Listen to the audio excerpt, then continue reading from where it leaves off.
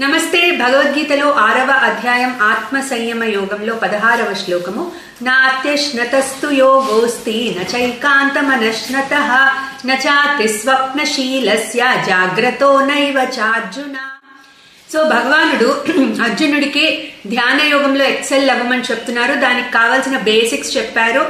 ఇప్పుడు ఏం చెప్తున్నారంటే ధ్యాన యోగానికి ప్రిపరేషన్ లో పార్ట్ గా మనం తీసుకునే ఫుడ్, నిద్ర కూడా they play an important role అని చెప్తున్నారు.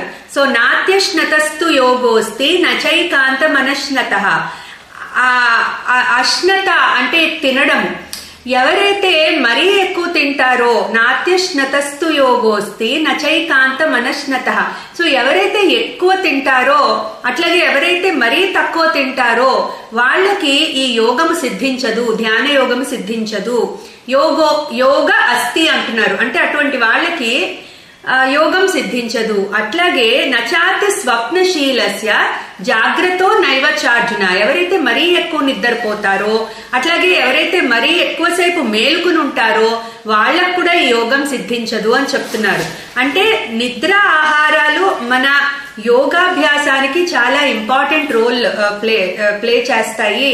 చాలా ఇంపార్టెంట్. అవి మనకి యుక్తంగా తినడము, యుక్తంగా పడుకోవడం కూడా చాలా అవసరము అని భగవానుడు ఇక్కడ చెప్తున్నారు.